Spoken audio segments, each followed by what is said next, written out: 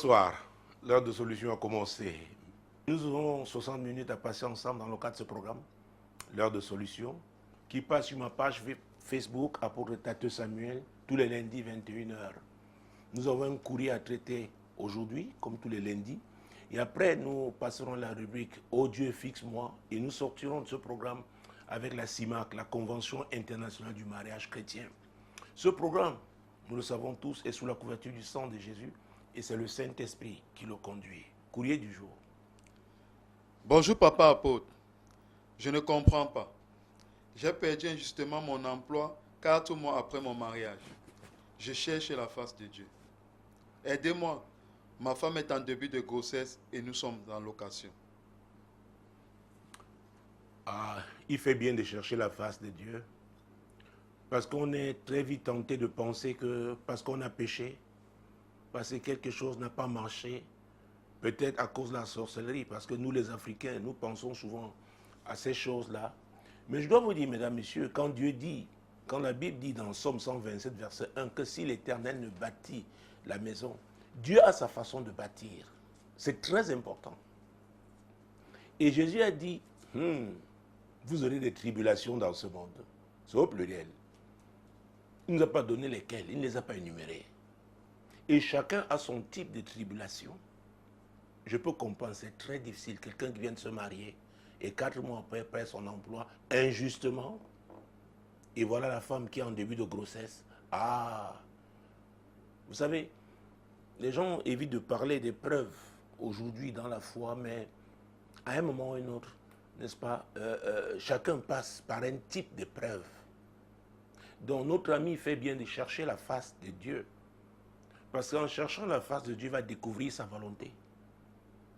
Donc qu'il soit calme, tranquille là, qu'il ne croit pas que le diable est dans cette affaire, qu'il sache que, ayant écouté la voix de Dieu pour s'engager, il est avec sa femme. Donc la Bible dit que si 2 d'entre vous s'accordent, et c'est très important. Oh, je peux rappeler ce verset 19 de Matthieu 18, parce que les épreuves aussi arrivent pour que l'on voit comment Dieu est fidèle dans sa parole. Il est un Dieu d'alliance. Il n'est pas un homme pour mentir, ni un fils d'homme pour se repentir. Ce qu'il dit, il le fait. Ce qu'il promet, il exécute. Donc il nous dit, oh mon Dieu, dans Matthieu, Jésus, Matthieu chapitre 18, verset 19. Je vous dis encore que si 2 d'entre vous s'accordent sur la terre pour demander une chose quelconque, elle leur sera accordée par mon Père qui est dans les cieux. Une chose quelconque. Mais vous, il s'agit de découvrir la volonté de Dieu. Quelle est la prochaine étape? Qu'est-ce que Dieu veut faire? C'est pourquoi la décision de chercher sa face est la bonne. Mais il ne faut pas chercher sa face en étant amer. Parce que nous connaissons ce passage d'Hébreu où la Bible nous dit qu'il ne faut pas avoir de racines d'amertume. Non, il ne faut pas. Il ne faut pas. Ça a été injuste, oui. Mais Dieu a un plan. Il dit dans Isaïe 55, versets 8 et 9 que, n'est-ce pas, ses voix ne sont pas nos voix. Peut-être nous encore lire ce passage. C'est très important de comprendre ça.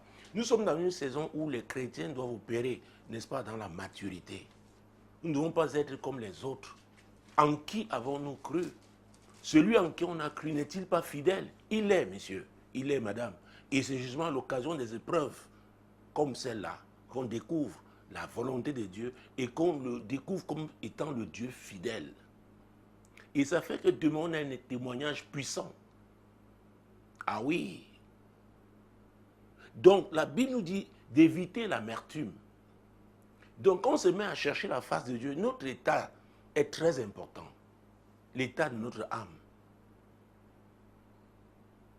C'est pourquoi ma prière que tu aies la paix. La paix. La paix. Dieu avait dit c'est dans la paix, dans la tranquillité qu'il va agir. Donc, quand l'ennemi croit que nous sommes abattus, il croit que nous ne pouvons pas nous relever, nous avons un appui. C'est Jésus. Oui. Il a dit, tout ce que vous demanderez en mon nom. Tout ce que vous demanderez en mon nom. Et celui qui a dit que si deux d'entre vous s'accordent, alors vous, c'est une famille là qui est en train de se mettre en place. Et c'est la volonté de Dieu pour vous. Alors accorde-toi avec ta femme. Tu dis, Seigneur, nous refusons de murmurer. Nous refusons d'accuser qui que ce soit. Nous ne regardons qu'à toi. Parce que Dieu dit, hein, et ça c'est dans 2 Chroniques, chapitre 7, verset 14, et c'est dans le cas où nous-mêmes on a péché, mais ce n'est pas ton cas. Ce n'est pas ton cas. Donc Dieu dit que même quand nous on a ouvert les portes, et que lui-même se retourne contre nous, il dit qu'il y a un moyen de s'en sortir. Depuis l'ancienne alliance. Ah oui, 2 Chroniques, chapitre 7, mon Dieu veut quoi? Verset 14. Si mon peuple, ce qui a invoqué mon nom, s'humilie, prie et cherche ma face, et si se détourne de ses mauvaises voies, je les exaucerai des cieux, je lui pardonnerai son péché et je guérirai son pays. Donc Dieu dit que c'est même dans le cas où on a péché. Mais ce n'est pas ton cas, laisse ça. C'est une épreuve, c'est une épreuve. C'est une épreuve. C'est une épreuve. Est-ce que vous allez continuer à garder la joie des premiers jours de votre mariage? Parce que la Bible dit dans 1 Thessaloniciens, ah, les amis, oh, écoutez, vous ne pouvez pas dire que vous aimez Dieu sans épreuve. C'est dans l'épreuve qu'on reconnaît qui aime Dieu, qui est attaché à ce Dieu-là. Est-ce que cet amour est un amour inconditionnel? Oui, c'est 1 Thessaloniciens chapitre 5, verset 16. Soyez toujours joyeux. Ah, ah, c'est un ordre. Soyez toujours joyeux. Quel que soit ce qui vous arrive, soyez toujours joyeux. Et Jésus savait qu'il devait avoir des moments de tristesse. Il a dit qu'il ne nous laissera pas seuls. Qu'il enverrait qui? Le consolateur, l'esprit de vérité. Lui qui sonde tout, même les profondeurs de Dieu, l'esprit de Dieu va vous parler. Il va vous parler. Et à vrai dire, au sortir de ces moments-là, vous serez fortifiés, vous serez encouragés. Votre foi, parce que le Saint-Esprit aussi, l'esprit de foi. Oui. Alors, soyez toujours joyeux. Prochain verset, 17. Priez sans cesse. Que rien ne vous arrête. Continuez votre communion avec le Seigneur. Ne cherchez pas seulement sa face parce que vous êtes dans les problèmes. Demeurez dans cette attitude. C'est pourquoi je dis aux gens souvent, n'attendez pas des problèmes pour, n'est-ce pas, chercher la face de Dieu, pour avoir une bonne communion avec Dieu. Nous devons rester toujours dans sa présence. Sa présence est puissante. Sa présence nous protège. Et quand vous êtes dans sa présence, c'est lui qui permet ce qui doit arriver. Et c'est pourquoi c'est une épreuve. Quand vous plaignez, dit mon fils, calme-toi, ma fille, calme-toi, calmez-vous, je vous aime. Vous, les projets que je pour vous sont des projets de paix et non de malheur. Donc je suis en train de travailler. C'est une étape, je ne sais pas. Ce progrès, à vrai dire, c'est un très bon courrier. Et Dieu est en train d'encourager tous ceux qui passent par des moments difficiles. S'il vous plaît, ne murmurez pas. Ah oui, parce que quand ça fait mal, la chair réagit. Ah oui, nous sommes des hommes. Nous pouvons pleurer, mais ne renonçons pas à notre foi. Nous devons rester fermes. Et c'est dans lui de Daniel. Daniel dit, ceux qui connaîtront leur Dieu agiront avec fermeté. Pourquoi? Dieu a prévu les épreuves. Ah, je parle de Daniel. Je peux citer 2 cas dans ce livre. Il y a le cas de ces 3 compagnons, Shadrach, Meshach, Abednego, qui avaient refusé, n'est-ce pas, d'adorer, mon Dieu, la statue.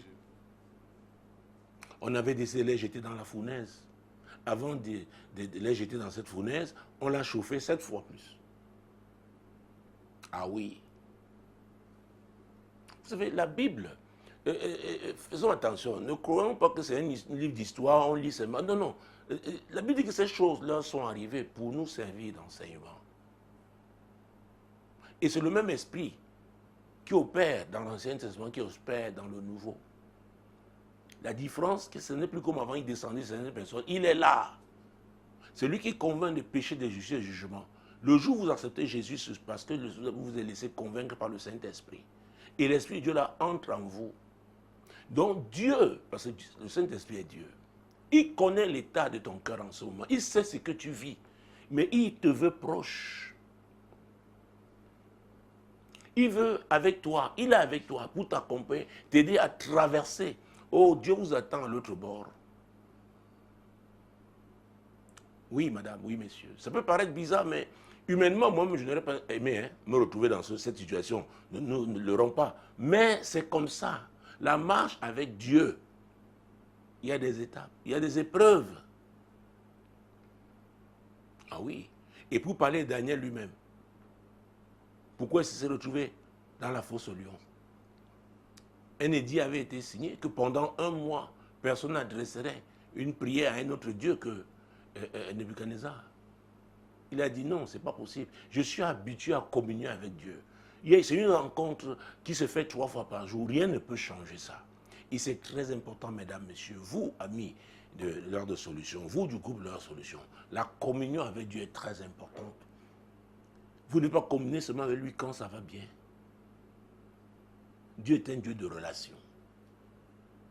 Ah oui. Et c'est pourquoi quand on a cette relation avec Dieu, ça aura un impact sur notre caractère. Nous allons manifester le fruit de l'esprit dans notre vie. C'est pourquoi je rappelle souvent, avec les dons spirituels, on peut aller en enfer, mais avec la présence de Dieu, le fruit de l'esprit, on ira au ciel. Donc le Dieu dont je parle, le Dieu de ces médias solutions, le Dieu de cette émission L'heure de solution, qui a sa 23e année, nous a toujours montré qu'il est le Dieu de relation. Alors, et le prochain verset? Rendez grâce en toutes choses, car c'est à votre égard la volonté de Dieu en Jésus-Christ. C'est au pluriel. Rendez grâce à Dieu en toutes choses. Donc même dans cette situation, il faut rendre grâce. Vous savez, il y a l'histoire d'un monsieur, je n'entrerai pas dans les détails en termes de patronyme, de nom, prénom, mais il était à 2 doigts de décrocher un grand poste, un poste directorial dans une très grosse société qui payait très bien. Quelque chose s'est passé. Mais celui qu'on a recruté, en allant en mission, se retrouvait dans un gros... Je n'ose pas parler précisément de cette catastrophe. Et ce jour-là, il s'est mis à célébrer Dieu. Parce que c'était une mission, c'est lui qui devait aller. Il faut faire très attention. Et Joseph disait, vous avez voulu me faire du mal, mais Dieu a transformé ce mal en bien. Dieu nous aime. Nous n'étions pas là quand il décidait de nous envoyer dans ce monde. Et il nous y a envoyés pour un but. Écoutez, si vous retrouvez la série d'émissions que j'ai faite sur la thématique, ta mission, n'est-ce pas, dans l'émission Tu dois comprendre, nous sommes des missionnaires sur cette terre. Ah oui, c'est quoi chacun doit accomplir sa mission. Et je rappelle toujours que le mariage est un champ missionnaire. Dieu met un homme et une femme ensemble dans le cadre du mariage pour un but. Alors en cherchant la face de Dieu, si vous découvrez maintenant quelle est la prochaine étape, oh mon Dieu, prenons l'histoire de notre ancêtre Abraham, Jésus-Christ de Nazareth. Ah oui, j'allais finir parce que le dernier verset, c'est le verset 19 d'Éphésiens 5, qu'on veut lire. N'éteignez pas l'esprit. Quelque part dans Éphésiens, il dit « N'attristez pas l'esprit ». Donc notre attitude est très importante. On peut attrister, on peut éteindre, on peut devenir insensible à lui parce qu'on se laisse envahir par la souffrance qu'on a.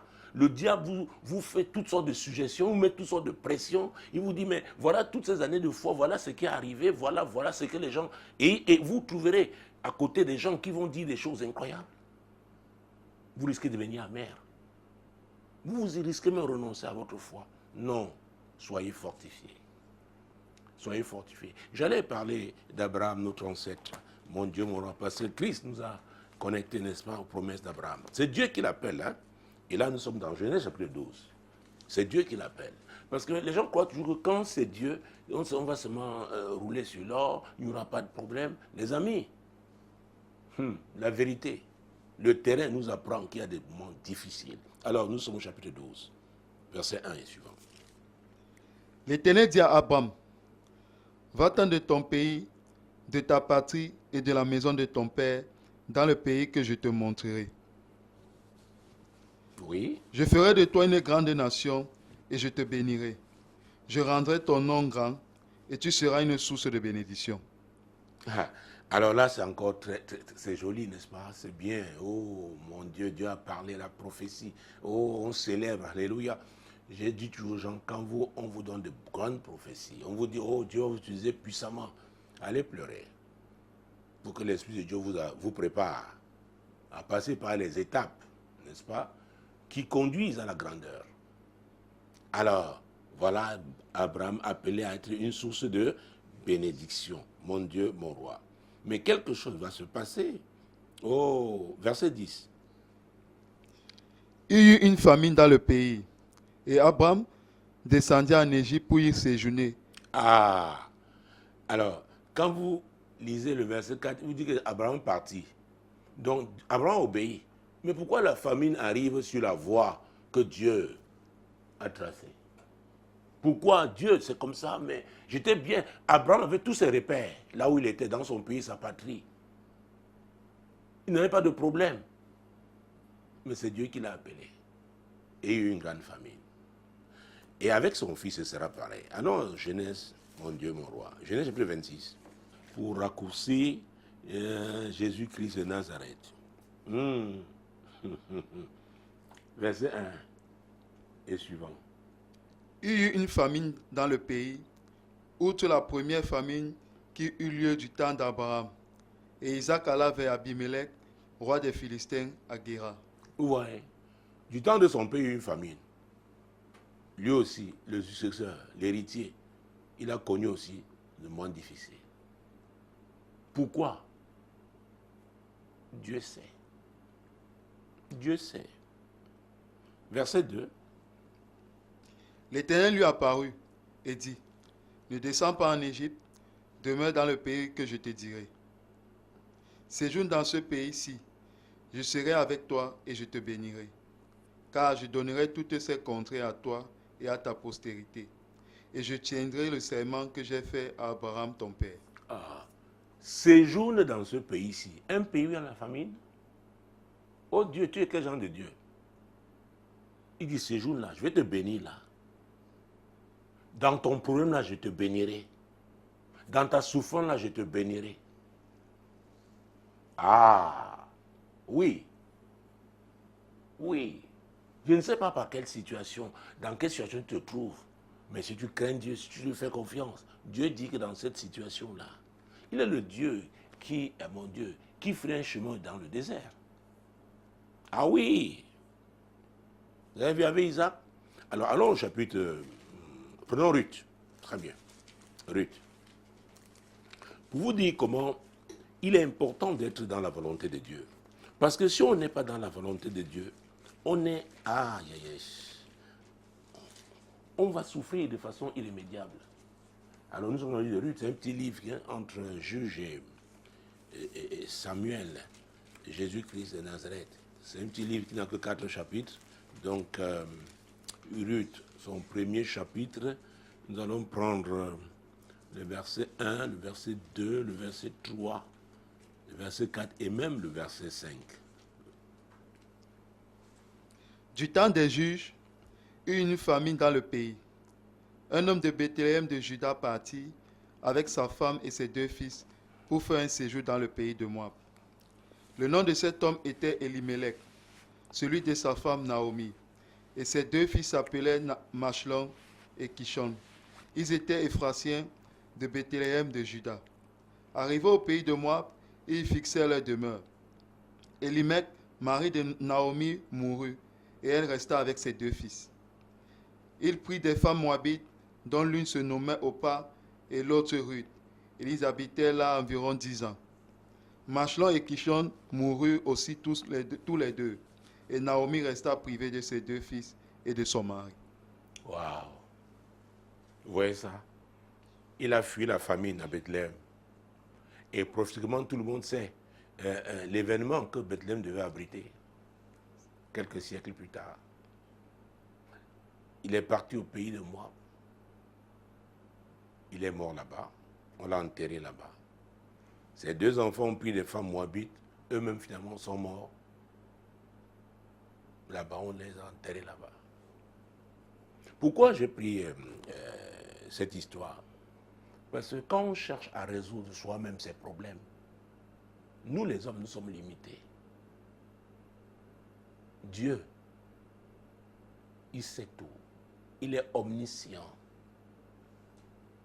Et c'est pourquoi, je ne sais pas, est-ce que nous avons lu Ésaïe 55, versets 8 et 9? Ah oui, j'ai cité seulement. Mais revenons sur ces deux versets. C'est très important parce que, et c'est Dieu qui dit aussi dans Ecclésiaste chapitre 3, verset 1, qui a un temps pour tout. Donc opérer en dehors du temps de Dieu, opérer en dehors de la trajectoire de Dieu, on s'expose aux problèmes. La volonté de Dieu nous protège. Même si pendant un temps nous souffrons physiquement, comme je disais donc c'est une épreuve. Mais avec Dieu, on finit dans la gloire. Et c'est pourquoi, je cite toujours Ecclésiaste chapitre 7, verset 8 à sa partie A. Mieux vaut la fin d'une chose que son commencement.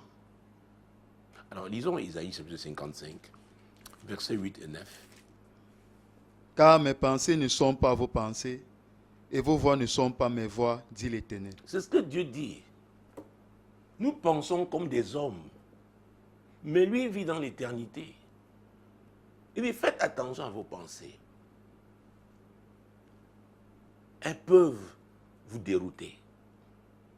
Et nous sommes dans un monde qui pense, oh mon Dieu, sous plusieurs influences, des influences néfastes. Verset 9. Autant les cieux sont élevés au-dessus de la terre, autant mes voix sont élevées au-dessus de vos voix, et mes pensées au-dessus de vos pensées. Voyez. Donc nous sommes petits là comme ça. Faisons attention, il faut faire confiance en Dieu. Il faut faire confiance en Dieu. Et c'est pourquoi, dans Romains chapitre 12, mon Dieu, mon roi, Romains chapitre 12, verset 2, Romains chapitre 12, verset 2. Ah, moi j'aime particulièrement ce courrier parce que ça nous permet au moins de parler des choses qui sont fondamentales, basiques, qui permettent de tenir dans la foi. Ce n'est pas ce discours qui est excitateur, qui n'a pas de fondement. Les gens ne voient que des choses qui brillent. Romains 12, verset 2. Ne vous conformez pas au siècle présent, mais soyez transformés par le renouvellement de l'intelligence, afin que vous discerniez quelle est la volonté de Dieu, ce qui est bon, agréable et parfait. Ah, il faut discerner la volonté de Dieu, ne pas se conformer au siècle présent. Ça veut dire ici, dit quoi? Nous qui craignons Dieu, nous les enfants de Dieu, nous ne sommes pas là pour faire des compétitions. Peut-être des gens avec qui tu étais à l'école, ils ont déjà des voitures, toi encore tu fais le 1, 2, parfois même tu n'as pas l'argent pour prendre la moto. Non. Ne te confonds pas à ce monde. Au modèle que le monde propose. Il y a des modèles de réussite de ce monde. Mais Dieu nous dit, n'est-ce pas, que nous devons être transformés par le renouvellement de l'intelligence. C'est pourquoi il faut méditer la parole de Dieu. Et cette parole va vous enseigner, va vous parler de la foi, elle va bâtir votre foi. La Bible dit que la foi vient de ce qu'on entend, et ce qu'on entend de la parole de Dieu. C'est pourquoi quand on ne passe pas des moments difficiles, il ne faut pas marcher avec des gens qui ne comprendront rien de ce que vous vivez. Ils vont vous bousiller. Vous devez être avec les frères, les sœurs qui vont vous encourager, qui vont prier pour vous, qui vont même vous soutenir, vous qui êtes en train de chercher maintenant la face de Dieu. Et je veux croire que tu le fais avec ta femme. Parce que c'est un accord, c'est très important. Nous avons parlé l'accord avec Matthieu 18, 19 tout à l'heure. C'est très important. Et il y a le verset suivant que nous n'avons pas lu, le verset 20 de Matthieu 18. Parce que le Seigneur promet qu'il est parmi nous. Et c'est très important. Et c'est pourquoi l'expression chercher la face de Dieu, c'est comme si Dieu était caché. Bon, c'est une façon de parler dans notre milieu. Mais Dieu, Jésus promet, il nous dit qu'il est là. Verset 20, c'est ça? Oui. Oui. Car là où 2 ou 3 sont assemblés en mon nom, je suis au milieu d'eux. Tu es avec ta femme, vous êtes deux. Jésus dit qu'il est au milieu de vous. Si vous êtes avec lui, il est au milieu de vous. Ça veut dire que vous êtes invincible. C'est très important. Il y a des moments difficiles. C'est comme ça notre foi. Nous grandissons dans la foi. Ah oui. Et Jésus a dit dans Jean 8, verset 32, vous connaîtrez la vérité. Et la vérité vous affranchira. Et la vérité vous rendra libre des pressions de ce monde, des influences de ce monde, la séduction de ce monde. L'amour de la vérité. J'en parle en semaine depuis le début de l'année. L'amour de la vérité. On doit aimer la vérité. Ah oui. Et la chair n'aime pas la vérité. Donc, cher ami, tu n'es pas le seul à vivre ça. Tu n'es pas le seul. Oh mon Dieu. Je racontais hier comment j'ai rencontré un patriarche de la foi qui nous a quittés, le monde en train de lui rendre hommage. Il racontait comment il avait perdu 2 de ses enfants dans un accident. Il venait de faire un grand programme, l'homme des prodiges, des miracles, des guérisons, mondialement connu. Il nous a quittés à 80 ans. Il y a quelques mois, il me le dit, il me disait note ça, ça te sera utile. Je me suis mis à noter. Donc, et ce sont des personnes, des gens d'expérience. Il se trouve toujours des gens qui vont vous dire des choses de nature à vous décourager. Parce que le monde veut attirer. Le monde influence. C'est pourquoi l'apôtre Paul dit, ne vous conformez pas à ce monde, au siècle présent. Ah oui. Elle fait un très très grand programme, beau dans une mégapole de ce continent. Le diable est entré dans sa chambre, sans ouvrir la porte. Lui a dit, pour ce que tu as prêché, pour ce que tu as fait là, je vais te montrer. Il allait prier, il a demandé à Dieu. Dieu dit, je lui ai donné un seul jour. Mais il ne faudra pas que ce jour, tu pleures. Que ce jour, tu jettes l'éponge. Il avait promis à Dieu. Je tiendrai. Et ce jour-là, c'est ce qui est arrivé. Au même moment, son imprimerie va attaquer. Toutes ces choses à la fois. Mais le lendemain, il s'est retrouvé prêchant quelque part. Les gens lui ont dit, mais tu es normal. C'était son engagement avec Dieu. C'est pourquoi, par rapport à ce que Dieu veut faire dans votre vie, il y a un type d'épreuve qui vous prépare à cela. Est-ce que vous allez demeurer ferme? Oui. Quand il me parlait, il m'a dit, note. Ça te sera utile. Note ça. Ce que je te dis. Donc, faisons très attention. Et c'est pourquoi, sortir de ce moment avec Dieu, et je suis sûr qu'il va vous parler, il va vous donner des directions. Et restez concentrés. Ne vous laissez pas distraire. Pour chaque grand appel, il y a de grandes épreuves. Ah oui, il y a de grandes épreuves. Mais malheureusement, nous avons des chrétiens, comment j'allais dire, chétifs à l'église, qui ne viennent que pour les bénédictions. Oh Seigneur, bénis-moi. Oh, je veux me marier. Oh, je veux. Mais Dieu, lui aussi, a un but, il t'a amené, c'était pour un but, il va accomplir son but. Et qu'est-ce que l'apôtre Paul a dit dans Actes 14, verset 22? Il nous dit, c'est pas beaucoup de tribulations que nous devons entrer dans le royaume de Dieu. Oh mon Dieu, c'est terrible. Et si c'est l'apôtre Paul qui le dit, vous savez, on l'avait lapidé, hein, l'apôtre Paul. Lui qui avait été parmi les meurtriers à l'époque, les gens qui persécutaient l'église, lui, finalement, quand il a encouragé les églises, quand vous lisez Actes chapitre 14, mon Dieu, mon roi, quelque part au verset 22, il fortifiait donc l'esprit des disciples, oui. Fortifiant l'esprit des disciples, les exhortant à persévérer dans la foi et disant que ce n'est pas beaucoup de tribulations qui nous font entrer dans le royaume de Dieu. Jésus avait déjà dit, vous aurez des tribulations. Donc, sois fortifié. Dieu est fidèle.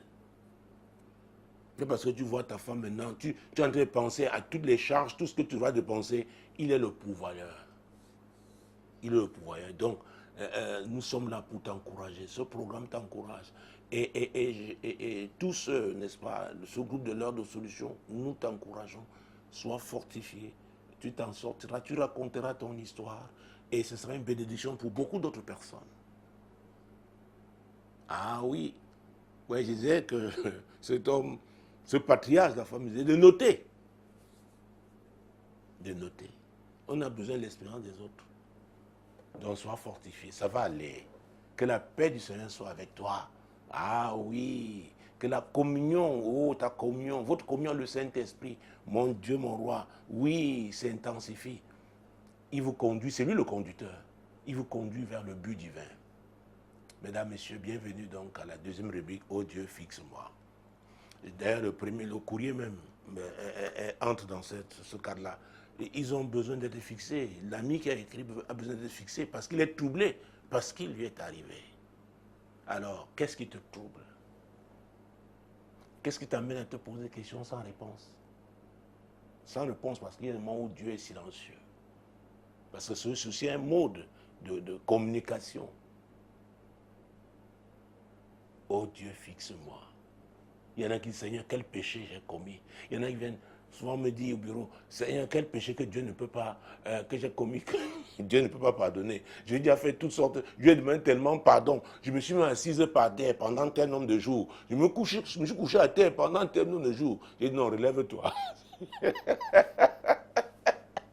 Ce n'est pas, non, ce n'est pas parce que tu as tellement péché. Oh, il y a ce passage, je crois, Jean chapitre 12. Ah, mon Dieu, oh Jésus. Je pense que ce soir, Dieu veut fortifier beaucoup de gens, beaucoup de personnes. Jean chapitre 12, verset 24. Oh, Jésus, Jésus, Jésus. Mon Dieu, mon Dieu, mon Dieu. Très bien, très bien. Prenons le verset 23. J'ai vu, ce verset 24, j'avais vu, mais prenons le verset 23. Jésus leur répondit, l'heure est venue où le Fils de l'homme doit être glorifié. Hey, posez-vous la question de savoir, être glorifié, c'est comment? Jésus devait aller à la croix. On devait le crucifier. Après l'avoir humilié. Oui, insulté. L'heure est venue. Il y a une heure pour chaque type de preuve. Et quand vous êtes de Dieu, vous ne pourrez pas, n'est-ce pas, vous échapper. Après, c'est le Saint-Esprit qui vous conduit. D'ailleurs, dans Marc, la Bible dit que c'est le Saint-Esprit qui avait poussé Jésus au désert. N'oublions pas qu'il est l'esprit d'amour, parce que dans Romains chapitre 5, verset 5, la Bible dit que c'est le Saint-Esprit qui répand l'amour de Dieu dans nos cœurs. Et Dieu dit que c'est lui qui doit avoir la première place, n'est-ce pas? Et dans Matthieu 6, 33, il dit, cherchez d'abord le royaume de Dieu. Donc c'est la volonté de Dieu d'abord. Écoutez, si on ne vous dit pas ça, la vie, vous risquez d'être, oh, c'est pourquoi beaucoup abandonnent, jettent l'éponge. Ils disent non, c'est pas comme ça. Depuis que j'ai cru, j'ai des problèmes, vraiment, non, c'est vraiment avant, tu étais avec qui? Tu étais en train d'aller en enfer. Alors, prenons maintenant le verset 24. En vérité, je vous le dis, si le grain de blé qui est tombé à terre ne meurt, il reste seul. Mais s'il meurt, il porte beaucoup de fruits. Alors, mourir là aussi peut être le brisement. Dieu veut changer votre caractère. Dieu vous amener à une autre dimension. Oui. N'avez-vous pas lu dans Matthieu chapitre 16, verset 24, quand Jésus dit que celui qui veut venir après moi, doit faire quoi? Renoncer d'abord à lui-même. Oh! L'homme qu'on appréciait partout, la femme qui, oh mon Dieu, mon roi, attirait tout le monde. Après, vous devez vous retrouver au désert. Ah oui. Et Dieu a un but. Dieu est en train de vous fixer. Dieu veut vous parler. Dieu veut vous orienter. Alors, on ne peut pas demander à Dieu d'être fixé par lui, on ne peut pas demander d'être fixé par Dieu si on n'est pas prêt à écouter et à obéir. Parce que si vous venez demander à Dieu de vous fixer avec déjà des idées préconçues, parfois la manière, comment est-ce qu'il va procéder, vous allez vous casser la figure. Vous vous souvenez de l'histoire de Naaman, le chef de l'armée syrienne qui était lépreux. La fille qui avait été enlevée lors d'une excursion syrienne dans le camp israélite avait dit à sa maîtresse, parce qu'elle avait vu la lèpre de son patron, que si son patron, son maître rencontrait cet homme de Dieu, Élisée, il serait guéri. Et c'est comme ça qu'elle allait vers Élisée, avec une lettre du roi. Mais Élisée ne l'a pas reçue. Élisée a seulement lui a envoyé un message disant qu'il a été jeté dans le Jourdain 7 fois et qu'il serait purifié. Il s'est dit maintenant, moi je me disais que non, on ne se dit pas, on se soumet. Donc pour être fixé par Dieu, on doit se soumettre à lui. C'est très, très important. Et Jésus a dit, je suis le chemin, la vérité et la vie. Nul ne peut aller au Père que par moi. Tu peux dire que tout chemin mène à Rome, tu es libre. Mais s'il s'agit de Dieu, Jésus est le seul médiateur. Et c'est ce que l'apôtre Paul a dit dans 1 Timothée. Et ça, c'est très important. Lisons ce passage. 1 Timothée, chapitre 2, verset 5. Mon Dieu, mon roi, Jésus-Christ de Nazareth. 1 Timothée, chapitre 2, oui, verset 5. Car il y a un seul Dieu et aussi un seul médiateur entre Dieu et les hommes, Jésus-Christ homme. Claire, le médiateur est entre. Et quand donc vous acceptez donc que Jésus là, que vous acceptez d'être réconcilié à Dieu par Jésus, vous vous soumettez à la parole. Et la Bible dit dans Jean chapitre 1, verset 1, verset 1 à 3, au commencement était la parole. La parole était avec Dieu. La parole était Dieu. Elle était au commencement avec Dieu. Toutes choses ont été faites par elle. Et rien de ce qui a été fait n'a été fait sans elle. Au verset 14, il est dit, et la parole a été faite chair. Donc nous sommes le produit de la parole. Il n'y a que la parole encore pour nous fixer. C'est très important. C'est pourquoi tout ce qui est contraire à la parole ne peut pas vous établir dans les voies de Dieu. Ce n'est pas possible. Aucune prophétie contraire à la parole de Dieu ne peut vous conduire à accomplir les desseins de Dieu. C'est pourquoi la parole est la base. La parole est la base. Oh Dieu, fixe-moi. D'abord la parole. La parole. On a vu la prière. Notre ami était en train de chercher la face de Dieu. Très important. Et dans Jean chapitre 4, et si vous arrivez à ce niveau, les amis, vous allez, oh mon Dieu, planer dans ce monde. Jean chapitre 4, mon Dieu, mon roi. Jean chapitre 4, verset 23. Mais l'heure vient, et elle est déjà venue, où les vrais adorateurs adoreront le Père en esprit et en vérité, car ce sont là les adorateurs que le Père demande. Oui. Ah, Dieu a une demande. Le Père veut les adorateurs. Alors, si vous ne partez pas satisfait à la demande de Dieu, qu'est-ce que Dieu ne fera pas pour vous? L'adoration. L'adoration. Ah oui. La vie d'adoration entretient la présence de Dieu. Et c'est pourquoi, oh mon Dieu, finalement ce verset a même trait avec le courrier que nous venons de traiter.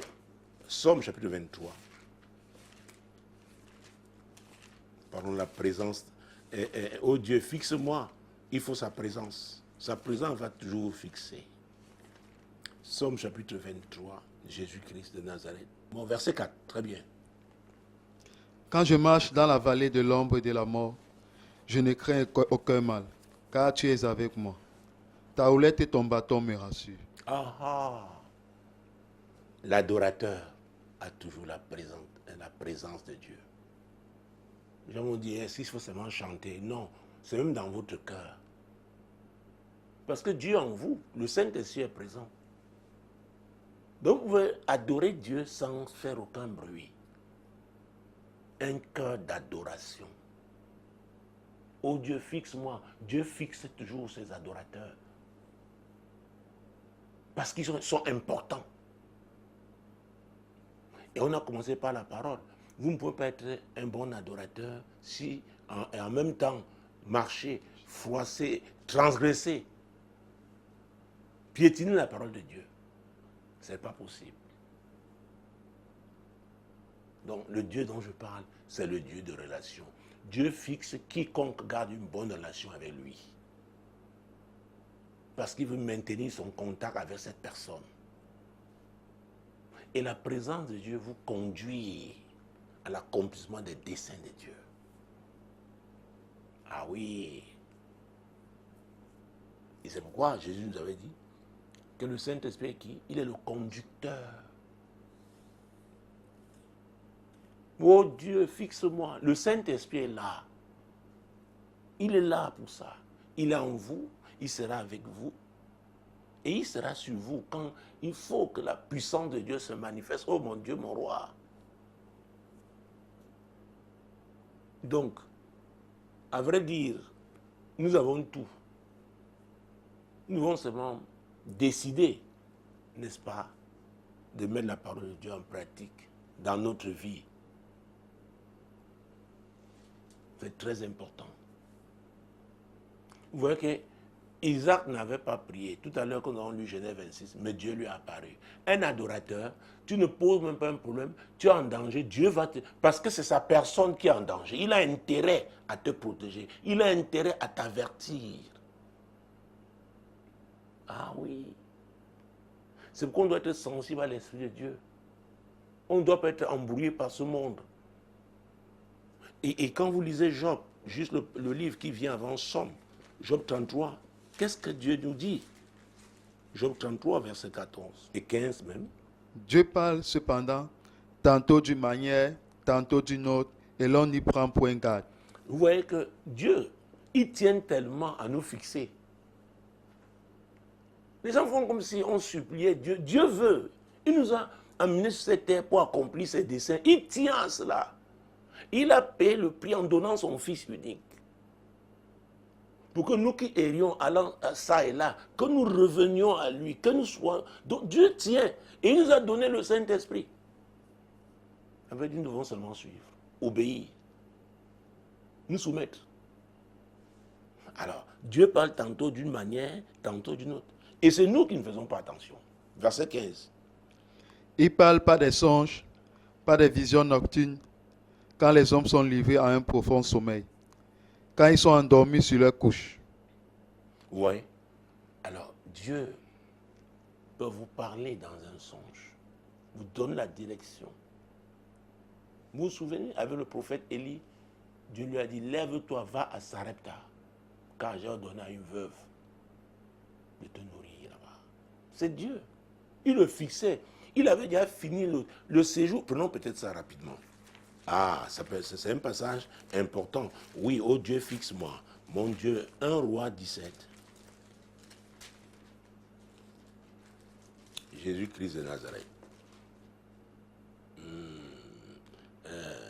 D'abord, oui, commençons avec le 17 avant d'arriver au chapitre 18 qui parle de Sarepta. 1 Roi 17 donc, verset 1 et suivant. Verset 2. Et la parole de l'Éternel fut adressée à Élie en ces mots. Pars d'ici, dirige-toi vers l'Orient et cache-toi près du torrent de Kérit et qui est en face du Jourdain. Vous voyez, c'est Dieu qui est en train de le fixer. Dieu veut fixer chacun de nous. Il va me le dire comment il va vivre là-bas. Verset 4. Tu boiras de l'eau du torrent Et j'ai ordonné au corbeau de te nourrir là. Là. Les corbeaux ont l'adresse là. Alors, oh Dieu, fixe-moi, Dieu vous dit d'aller quelque part. Maintenant, vous choisissez votre adresse, c'est votre problème. Vous vous mettez en difficulté. Oh Seigneur, Élie pouvait dire, un prophète comme moi, ce sont les corbeaux qui doivent me nourrir. C'est ce que Dieu avait décidé en cette saison-là. C'est pourquoi on doit se soumettre. Et ensuite, Il partit et fit selon la parole de l'Éternel. Et alors, ça veut dire quoi? Il a obéi. Verset 7. Mais au bout d'un certain temps, le torrent fut à sec, car il n'était point tombé de pluie dans le pays. Alors la parole de l'Éternel lui fut adressée en ces mots. Lève-toi, va à Sarepta, qui appartient à Sidon, et demeure là. Bon. Voici, Oui. j'ai ordonné à une femme veuve de te nourrir. Ouais. Et demeure là. Voilà ta prochaine adresse. Je te fixe. C'est ta prochaine adresse. Parfois, comme on vient de traiter le premier courrier, Dieu peut avoir fini avec vous dans le cadre professionnel, là où vous étiez. Et maintenant, vous vous accrochez encore. Oh, lui vous attend ailleurs. Oui. Maintenant, le problème arrive. Même injustement, on vous met dehors. Vous vous dites, oh, c'est Dieu. Oh, mon Dieu, mon roi. Vous voyez que Dieu était au courant. Il connaissait même l'eau, le volume qu'il y avait au torrent. Donc Dieu, il avait prévu tout. Il avait tout calculé. Parfois, nous sommes tellement inquiets. Oh, Jésus dit, ne vous inquiétez pas. Ça nous arrive tous, les êtres humains. Mais c'est pourquoi notre foi, nous avons grandi dans la foi. Oh Dieu, fixe-moi. Nous allons prier. Nous tous, de ce groupe de leur solution. Même si c'est pour la première fois que vous avez suivi ce programme. Déjà, je vous ai dit que c'est Jésus qui fixe. Il a dit, je suis le chemin, la vérité et la vie. Donc, si vous n'avez jamais donné votre vie à Jésus, peut-être vous fréquentez l'église le dimanche, à Noël, etc. Mais il est important de prendre une décision. Dites au Seigneur, Seigneur, je reconnais que tu es le Sauveur. Et aujourd'hui, je vais te sauver. Je te demande pardon pour mes péchés, je m'engage à te suivre. C'est une nouvelle vie, c'est un nouveau départ. Alors, ça dit que tu t'abandonnes à Dieu pour qu'il te fixe désormais. Parce que c'est Jésus. Ah oui, quel est le point de départ? Et maintenant, prions, chers amis, la solution, cette famille, ce groupe. Prions, enfin, quiconque recherche la volonté de Dieu, l'orientation divine, qu'il soit sensible à l'Esprit de Dieu, qu'il passe du temps avec Dieu, oui, en méditant la parole de Dieu, en priant, en adorant Dieu, qu'il soit sensible à l'Esprit de Dieu, parce que Dieu oriente toujours. Seigneur, c'est ta volonté que nous fassions, que nous te suivions, que nous soyons sur ta voie. Quiconque suit cette émission aujourd'hui et est embrouillé, ne sait pas quoi faire, Seigneur, nous prions pour cette personne, afin que cette personne, mon Dieu, m'aura compris que c'est Jésus qui est le chemin, la vérité et la vie, et suivre Jésus. Pour ceux qui suivaient déjà Jésus, maintenant qui développent une relation intime avec toi, Seigneur, c'est notre prière. Et que tous ceux-là reçoivent ta paix et sachent que tu es fidèle au nom puissant de Jésus. Bienvenue avec 5 minutes de retard dans la CIMAC. Ce n'est pas un problème. En 10 minutes, nous pouvons traiter cette rubrique. Alors, il s'agit de la Convention internationale du mariage chrétien. La volonté de Dieu pour ceux qui sont appelés à se marier, selon lui, parce que tout le monde n'est pas appelé à se marier. C'est très important. Alors, si vous pensez que Dieu vous a appelé à vous marier, oh Jésus, et notamment la première catégorie qui concerne les jeunes gens, oh, nous allons intercéder ce soir, on n'a pas assez de temps, pour que les jeunes gens identifient chacun au temps marqué, et c'est très important, au temps marqué, que le jeune homme identifie la femme que Dieu a prévue pour lui, et que la femme reconnaisse l'homme que Dieu a envoyé. Du temps d'Isaac, le serviteur avait dit, la femme que tu lui as destinée. Prions pour ça, les mariages de destinée. Seigneur, tu es Dieu. Tu es le Dieu qui veut toujours nous fixer. Et le mariage est un cadre que tu utilises pour fixer beaucoup de personnes. Il y en a qui crient à toi pour le mariage. Mais Seigneur, nous refusons, Seigneur, des mariages charnels. Nous voulons ta volonté parfaite. C'est pourquoi nous intercédons afin que nos amis de l'heure de solution, ceux qui, même en passant, ont regardé cette émission, ou alors vont le retrouver sur YouTube. Seigneur, qui se laisse fixer, qui s'abandonne d'abord à toi, qui développe une relation intime avec toi et obéissent à tes instructions. Seigneur, suivent l'orientation que tu leur donnes en ce qui concerne le mariage. Et nous insistons beaucoup par rapport à cette jeunesse qui est tellement troublée aujourd'hui, qui est influencée par les modèles que le monde propose. Seigneur, préserve cette jeunesse, préserve-la.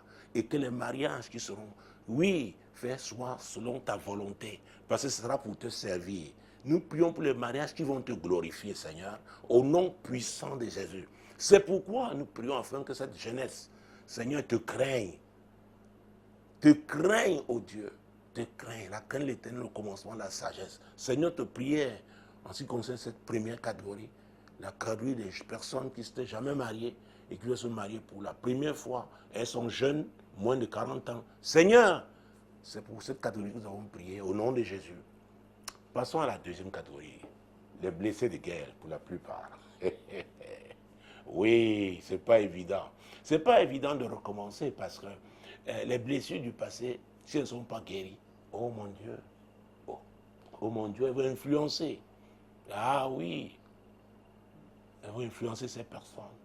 C'est pourquoi nous avons prié ce soir pour la délivrance. Toutes ces personnes qui ont été blessées dans leur vie passée, mais elles ont eu à être mariées, à se marier, que Dieu les guérisse de leurs blessures au nom de Jésus. Seigneur, voilà notre sujet. Seigneur, pour la deuxième catégorie qui concerne donc le rattrapage, ceux qui veulent recommencer leur vie. Seigneur, ils ont souffert dans leur précédente vie. Seigneur, il y a eu des cassures brutales, violentes, douloureuses. Seigneur, tu es Dieu. Jésus, tu as dit que tu as été oint pour guérir les cœurs brisés. Nous prions, Seigneur, oui, guéris toutes ces personnes afin qu'elles puissent recommencer, Seigneur, étant véritablement restaurées au nom puissant de Jésus. Seigneur, c'est ma prière. C'est la prière de ce groupe de l'ordre de solution. Seigneur, guéris les cœurs brisés. Guéris les cœurs brisés. Guéris les cœurs brisés au nom puissant de Jésus. Et dans cette catégorie, il y en a qui ne sont jamais mariés. Peut-être parce qu'ils n'ont pas pu saisir les opportunités qui sont présentées à l'époque. Peut-être à cause d'une condamnation, un esprit de célibat. Et maintenant, ils découvrent que, oh, Jésus délivre. Et peut-être qu'ils ont même déjà été délivrés. Mais ils doivent se marier. Ce n'est pas évident. Ah oui, quand on a 40 ans et plus, ce n'est pas évident.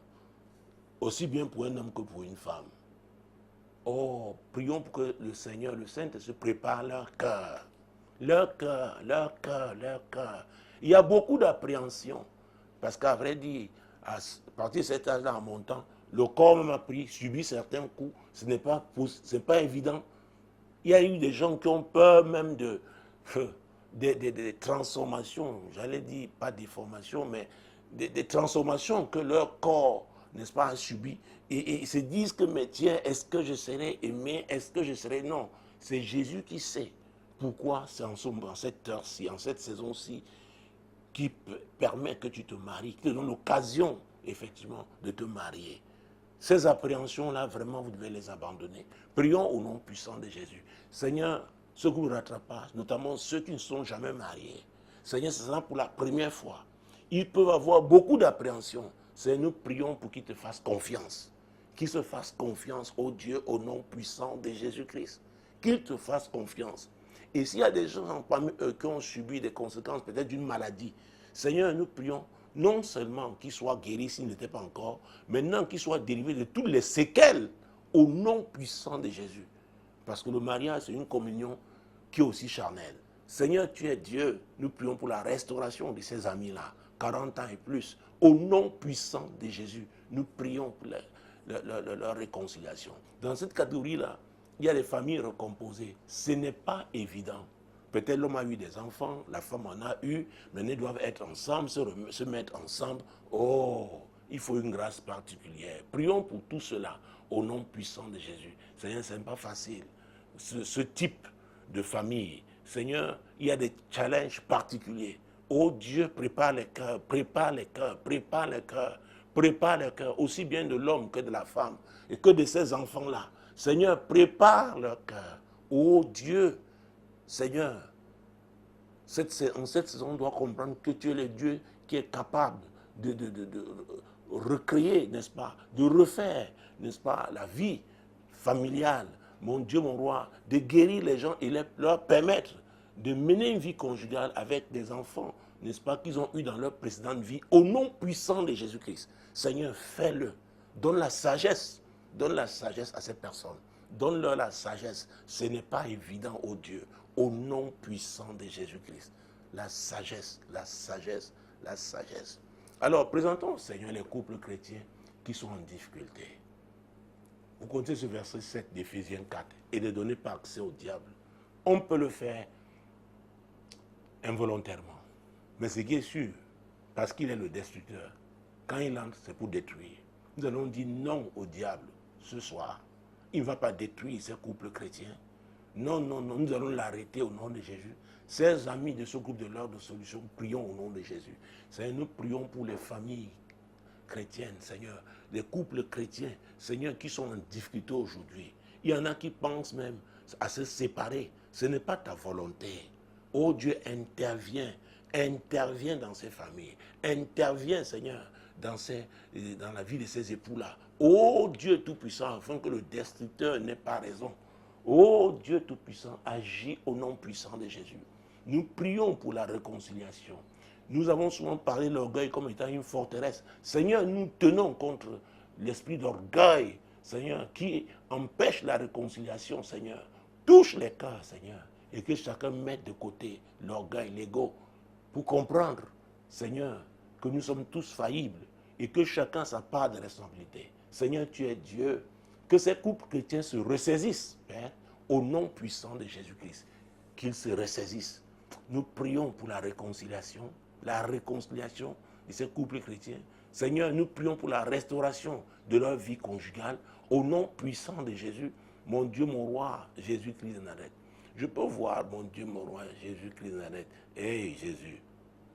Il y a une femme qui a quitté la chambre conjugale. Ah oui, maintenant c'est au salon, ces jours tu passes la nuit. Les enfants t'ont interpellé, mais tu as dit que tu ne veux pas, que c'est fini. Écoute, ce soir, Dieu te dit qu'il veut réconcilier, qu'il veut vous réconcilier. Il veut vous réconcilier. Écoute-moi très bien, cette nuit tu ne la passeras pas sur ce canapé. Tu vas retourner dans la chambre là. Tu vas retourner, tu y retourneras au nom de Jésus. Saint-Esprit de Dieu, tous ceux-là qui faisaient la chambre à part là, Seigneur, touche-les ce soir. Touche-les ce soir. Trouve-les ce que se retrouve la chambre conjugale. Et qui se laisse conduire par toi, toi qui es le Dieu de la réconciliation, de la restauration des couples, le Dieu d'amour. Saint-Esprit, tu es l'Esprit d'amour. C'est toi qui répands l'amour de Dieu dans nos cœurs. Oh, rends ministère à ces personnes. Rends leur ministère. Au nom puissant de Jésus-Christ. Ah, nous allons sortir en recourant au Dieu des miracles. Ah oui, nous avons 1 minute pour cela. Est-ce que vous croyez que le Dieu qui a suscité tous ces mariages, et ça continue, il y en a encore avant la fin de cette année, mon Dieu, mon roi, qu'il est aussi le Dieu des bébés miracles. Moi, je le crois. Car rien n'est impossible à Dieu. Tout est possible pour ceux qui croient. Nous croyons. Et nous avons lu Matthieu 18, verset 19, que si 2 d'entre vous s'accordent pour demander une chose quelconque, c'est ce que Jésus a dit. Et nous, de ce groupe de la solution, nous sommes plus de 2. Nous sommes plus de 2000 d'ailleurs. Nous sommes plus de 2000. Ah oui, accordons-nous aujourd'hui pour nos amis de l'heure de solution qui crient à Dieu pour un enfant dans le cadre de leur mariage. Seigneur, mon Dieu, mon roi, accordons-nous. C'est la parole de Dieu, c'est ce que Jésus a dit. Il est le même hier, aujourd'hui, éternellement. C'est ce que Hébreux 13, 8 dit. Accordons-nous, ces amis, et prions. Rappelons à Dieu, au Seigneur, sa parole. Seigneur, tu l'as dit, si 2 d'entre vous s'accordent, vous me demandez une chose quelconque. Seigneur, nous sommes plus de 2000. Mon Dieu, nous nous accordons en ce moment. Et nous sommes, et par rapport à ma page, nous sommes plus de 14 000. Donc, Seigneur, nous nous accordons pour les bébés miracles dans la vie de ces chrétiens mariés qui crient à toi pour un enfant au nom de Jésus. Nous déclarons que les portes des miracles sont ouvertes. Oh, merci Seigneur Jésus. Merci également pour vous, pour avoir été là. Pour cette édition, c'est fini. Le prochain rendez-vous, lundi prochain, lorsqu'il sera 21h sur ma page Facebook, apôtre Tate Samuel. N'oubliez pas de soutenir les médias solutions. C'est très important. Nous devons faire face aux factures. Donc, chers amis, leurs solutions, ce sont... Ah oui, c'est votre média. Demeurez bénis. Shalom.